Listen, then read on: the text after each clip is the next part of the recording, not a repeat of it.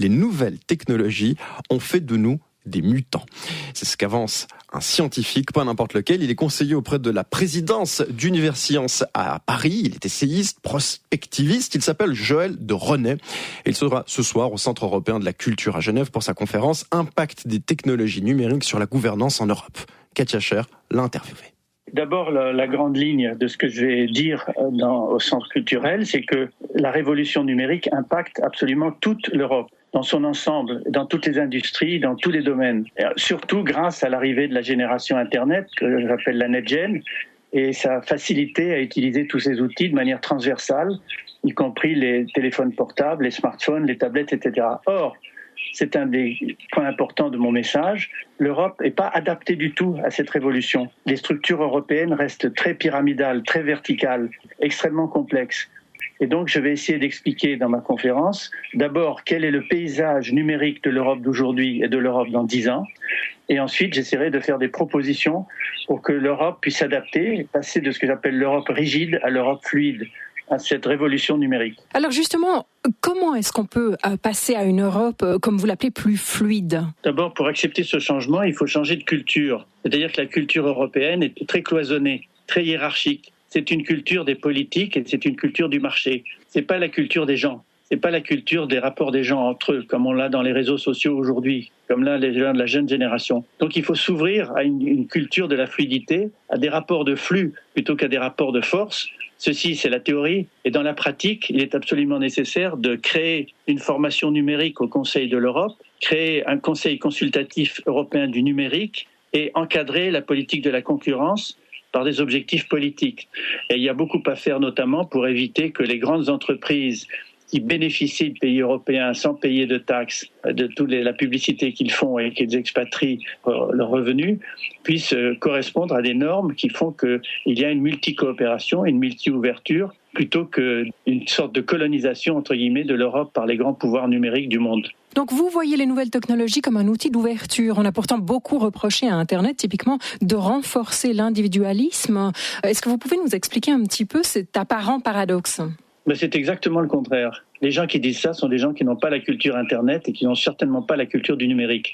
D'abord, la première chose qu'il faut dire, c'est qu'Internet, c'est derrière nous. En tant que système de communication auquel on se connecte pour aller sur sa messagerie, sur Google ou sur chercher des informations. Nous sommes maintenant dans la civilisation du numérique, dans un écosystème numérique. Et cet écosystème numérique nous change, nous, les hommes et les femmes augmentés. Les hommes et les femmes augmentés parce qu'avec nos smartphones et toutes sortes d'outils, nous avons des sens nouveaux, des sens supplémentaires. Nous sommes nés avec 5 sens, mais on en a au moins 7 ou 8 maintenant avec ces outils. Et nous changeons l'écosystème numérique. Cet écosystème numérique nous change en retour. Donc il y a une sorte de feedback entre nous et l'écosystème numérique dans lequel nous vivons et l'écosystème numérique et nous. C'est ce changement que ne comprennent pas les dirigeants politiques ou beaucoup de dirigeants industriels et n'ont pas cette culture de la transversalité. Ils restent dans une culture de la verticalité, qu'on appelle en anglais top-down. Vous dites qu'il y a ce rapport un petit peu réciproque de modification. Alors en quoi est-ce que ces nouvelles technologies nous transforment ? Mais nous ont déjà transformés. Nous sommes des mutants, nous sommes des hommes et des femmes augmentés. Et nos enfants et nos petits-enfants sont encore plus mutants que nous. Ils sont dans une autre planète, ils ont un autre dialogue, une autre culture. C'est ça qu'il faut comprendre pour changer l'Europe. C'est eux qui ont la culture numérique du futur, c'est eux qui ont la culture des réseaux sociaux.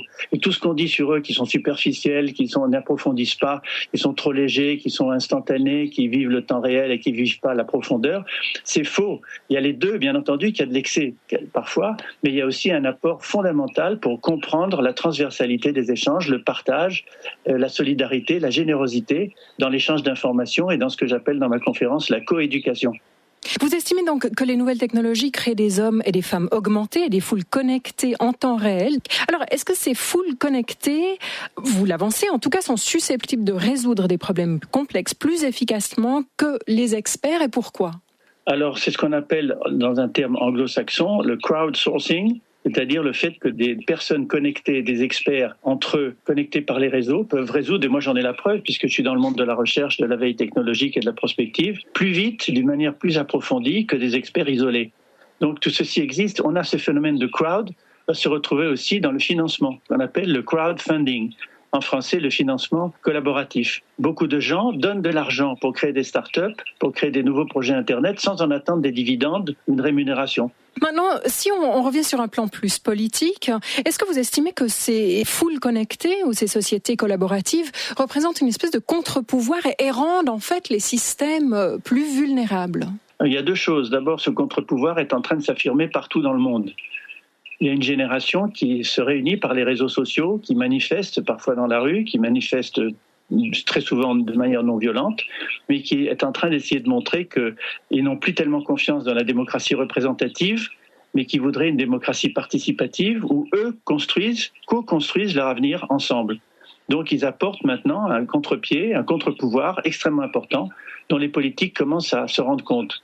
Malheureusement, les structures du pouvoir politique pyramidales, avec l'exécutif en haut et l'exécutant en bas, est à l'encontre complètement de cette culture du numérique, de la culture du transversal, du pouvoir partagé, des réseaux sociaux, de la générosité, de la solidarité. Complètement à l'encontre. Donc on a deux mondes qui coexistent en ce moment, ils sont même en conflit.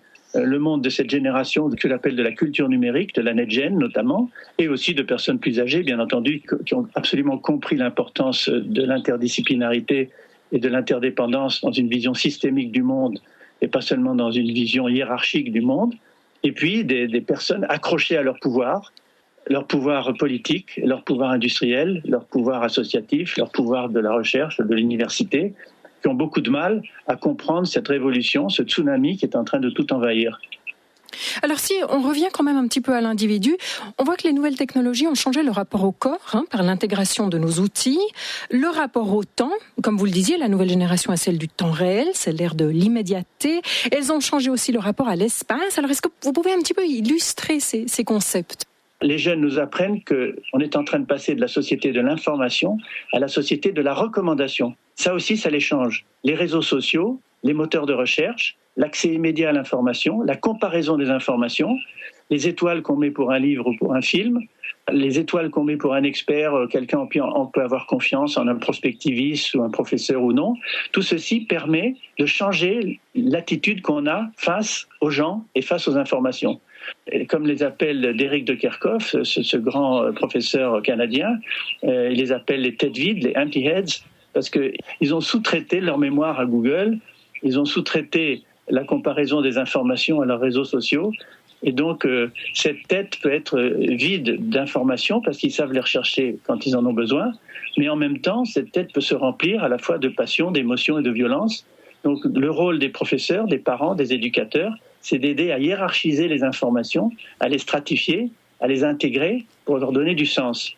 Des propos recueillis par Katia Scher, l'interview de Joël de René, bien évidemment, à réécouter sur notre site rtsinfo.ch et via nos différentes applications pour smartphones et tablettes numériques. On espère pour autant que ça ne vous transformera pas tout de suite en mutant.